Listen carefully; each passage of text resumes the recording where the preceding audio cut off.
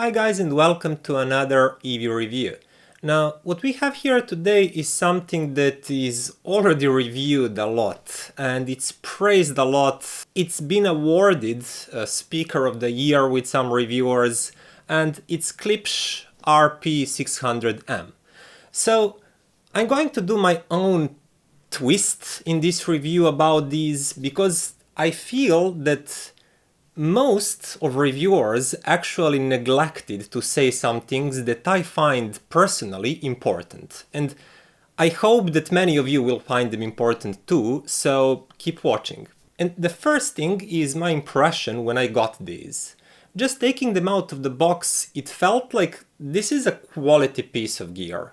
I get this dark walnut finish, but no matter the finish, these feel quite nicely built. The finishing materials, this for example soft touch horn, things like that, everything feels really nice for the price especially, and I was happy with first impression. I think it's a nice touch, you know, when you buy something you have the feeling that you actually spend your money well. The next thing that I really liked is these magnetic grills. There are no holes on the front. You just snap them into place. And regarding the grills, they're okay. I don't like the look of grills on any speaker basically. They do not influence the sound too much, but they do decrease a little bit of high frequency presence. That could be bad or maybe good in some systems and depending on your personal taste about high frequencies. But for now, yeah, let's remove this. I don't really like grills. I basically always prefer speakers without them. Okay, now I won't talk much about specs and technologies used and everything because this speaker is on the market for some time now. You can read or see that in basically every other review. I'll immediately focus on the sound and how I perceive it. So, my first impression when I hooked these up was that they do create like a really big sound stage, and I really mean wide and tall, not just for their price range, but for any price. Basically, for example, I compare them to KEF LS50s that I use as my daily driver, and these definitely go wider, they go taller. I feel like there's a wall of sound coming at me. When I'm talking about soundstage, I want to mention that regarding depth, it's not all that great. They do have like reasonable amount of depth presentation, but they're not as good as mentioned LS50s, for example. As I said, it's more like very tall, very wide, but somewhat two-dimensional image, but the sheer hugeness of it, it's really spectacular. And when I listen to these, I feel like I'm going to a cinema to listen to my music. You know, when you go to a cinema to watch a movie, you have like a huge canvas on which picture is presented. And I feel the similar way with these, just with sound.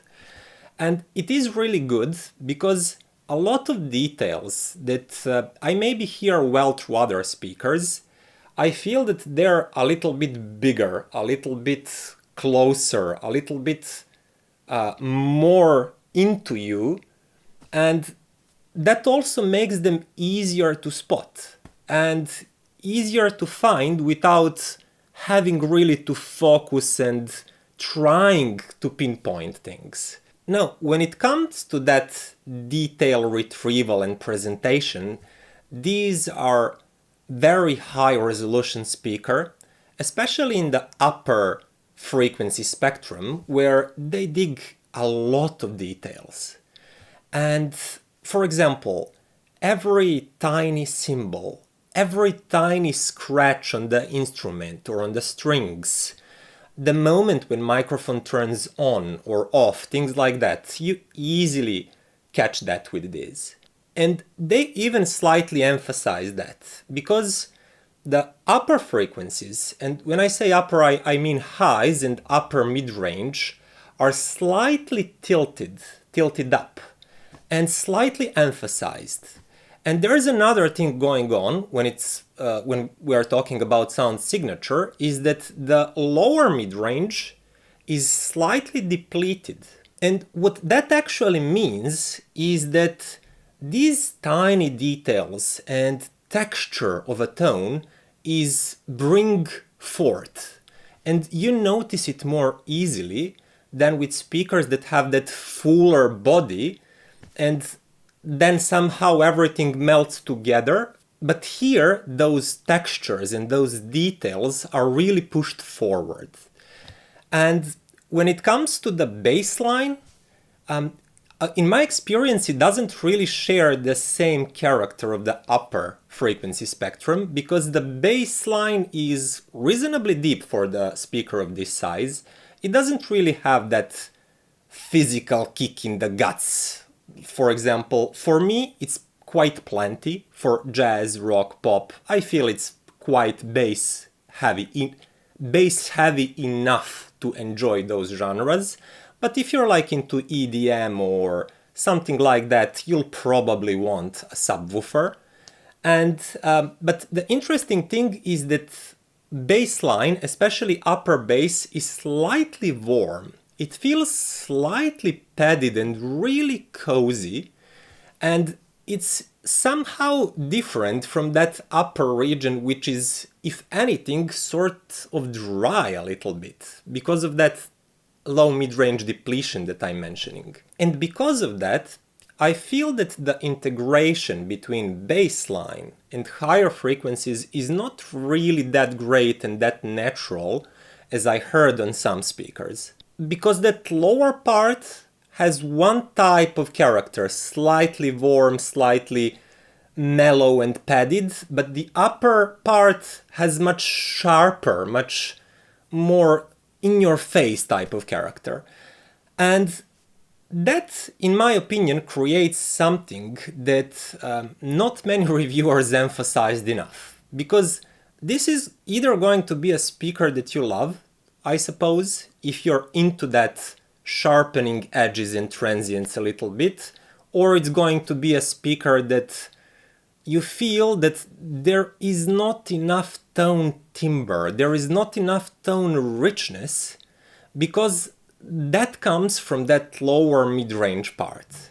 If you want to hear an long tone decay, long tone vibration, and if you want your tone to be full-bodied, to have like really proper backing and shading of lower notes, this will not do that quite good as, for example, Cath LS50s here. They have much richer tone and richer tone timbre, but these prioritize texture and transients and just liveliness of the sound more. And that actually brings me to another quality these have, because these are very dynamic speakers and they're just snappy. They're very engaging. You don't need to feed them with a lot of power to hear how lively they sound, how ready to boogie they are. Always. I tried them with several amps, and one of those were like really low-powered tube amplifier. It was a DIY effort of my friend. I think it's like 5 or 10 watts per channel. And these Klipsch run great with it. I never felt that I'm lacking power. I never felt that I'm lacking juice to drive them, which would happen easily with LS50s here. They would just be like, oh, no power, no fun. But these, they're not demanding about that. And they're ready to sound fun and ready to rock even with lower powered amps. Now make no mistake, lower power doesn't mean lower quality, because they're very transparent. As I mentioned earlier, resolution is really great, detail retrieval is great. If you feed them with sub-pair equipment, you'll just hear that. You'll hear the lack of dynamics, lack of details, lack of energy, because you're feeding them with low quality amp and source maybe. If you give them better equipment, they start sounding better and better and better, and they really scale well. That's great. So just feed them with the proper quality gear, don't worry too much about power, and they will work just fine. Now I do feel that Klipsch a little bit exaggerated their sensitivity rating. Because it's 90 something decibels, I forgot the exact, I'll put it on the screen, but when I actually attached them to my amplifier, just before them I was listening to Monitor Audio Bronze 2. And I noticed that they are almost exact same regarding sensitivity. Just the same loudness I heard from Monitor Audio Bronze was the one I heard from Klipsch. For example, LS50s are much less sensitive, they need more power, but these and Bronze 2 were at the same level. But why am I mentioning this? Because Bronze 2 is declared for lower 89 decibels sensitivity rating. So you see, there is something fishy there, because I don't suppose that Monitor Audio would deliberately declare their speaker lower in sensitivity than it really is. The only logical conclusion that I'm getting here is that Klipsch exaggerated their sensitivity rating. But don't worry about that, because even with that, they're quite sensitive, they're quite dynamic, quite ready to rock with basically any amount of power if it's from a good piece of gear. And that leads me to another quality of these Klipsch. Because of that sensitivity, because of that dynamics and snappiness they do have, they sound really nice even at lower volume levels. And it's not something that is given. A lot of people, a lot of my friends are asking me when they're buying speakers, like, I want to buy something that will sound engaging and lush even at lower volume levels. And for example, my favorite Cat LS50s here, you need to push them a little bit stronger for them to really open up and to start sounding dynamic. For these, that limit is quite a bit lower, and I feel that they're engaging the music, that they're giving a proper dynamics and proper balance earlier with lower volumes, and that's really good for late night listening. It's also really nice for movie watching, for example, because if I'm watching Netflix late at night, I don't want to crank up the volume a lot, but even at lower volumes these sound open. The soundstage is already big, that size of the soundstage that I mentioned, and they already have that kind of snappy, dynamic, boogie type of sound, and that's really great. So let me try and quickly summarize everything I just told you about these and my likes and my dislikes. So as I mentioned, big wall of sound, great scale, it's like really huge, I cannot emphasize that enough. You know, it's really wide, really tall, instruments feel big. Now, focus and placement is good, but it's not really pinpoint. For example, like LS50s here can do it. They pinpoint the exact location of the sound better. They also create better soundstage depth, but the soundstage is also narrower and not as tall. So it's more like compact soundstage, but in its size, you feel that instruments are separated a little bit better. That goes for depth too. If there's like a vocal here, you feel, oh, for example, double bass is quite back here, and it's exactly here. But with Klipsch, they bring everything to the fourth, and they make everything sound big and exciting. And I don't know, that each of these presentations have their advantages and their disadvantages. Just choose what you like more. Listening to Klipsch is quite exciting. It's like watching a movie in the cinema, and I like that part. I mentioned dynamics really help with that type of feeling about them and their sound.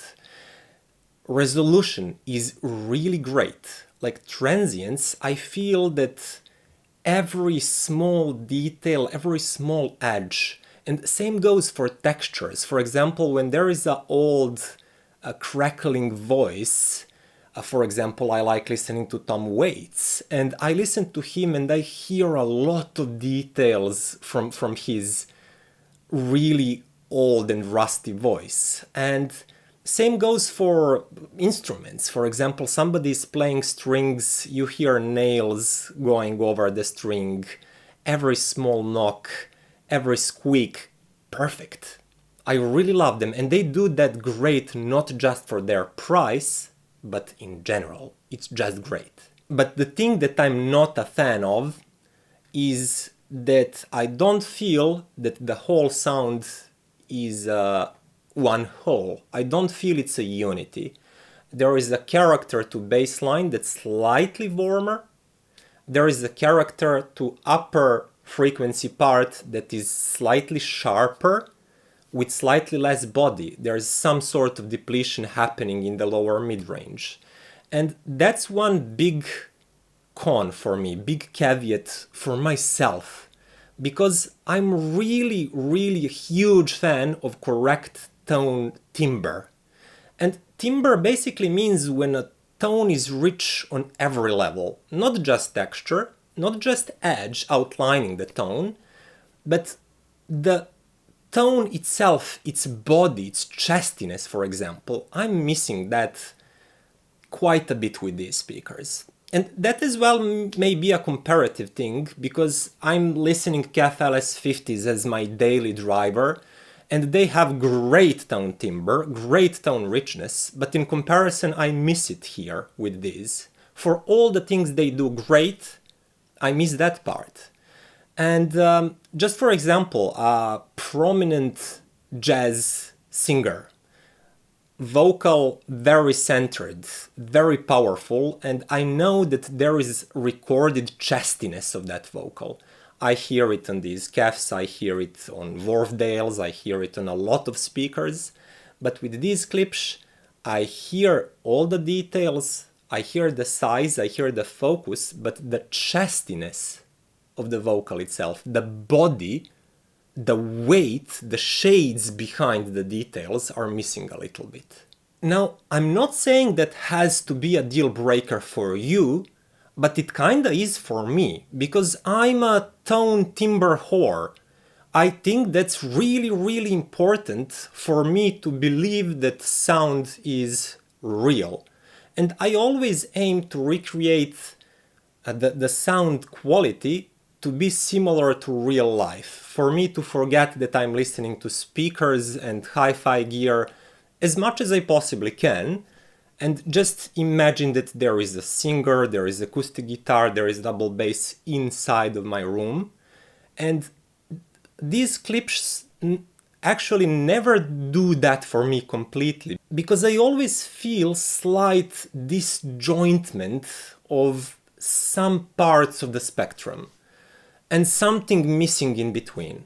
And you can counter that quite a bit with proper choosing of equipment. For example, if you're using a tube amplifier or a tube preamp, or some type of R2R deck as a source, for example, or just any multibit deck.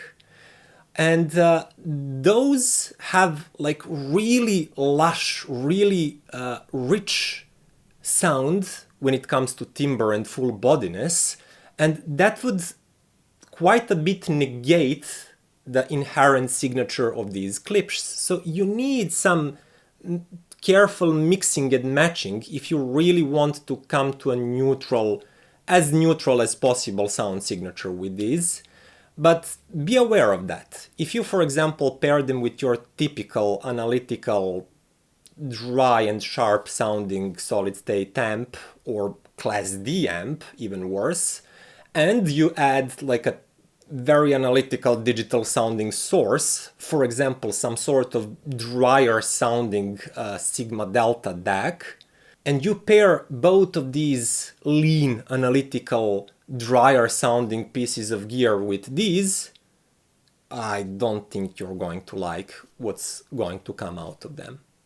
So I really feel that these are great speakers, but I also feel that a lot of reviewers just jumped into the hype train and they didn't really listen and try to criticize. They were just trying to praise it a little bit more. And actually the only review I found online that I can completely agree with is the one from Zero Fidelity. I think the guy's name is John. I'm sorry if I made a mistake, I really am. And I really liked his review. He mentioned basically the same things that I'm mentioning. I may be even only emphasizing these shortcomings more because I feel obligated to do that. You know, if I just repeat everything great about them that everybody else already mentioned, you get some information, but it's not worth that much because you already got that information elsewhere. But I really wanted to press hard and to emphasize what I'm not personally liking about them and what's for me kind of a deal breaker, because not many reviewers mentioned that. Not even a little, except Zero Fidelity, of course, that I mentioned. So that would basically be it about these Klipschs. I really like them. They have many great strengths.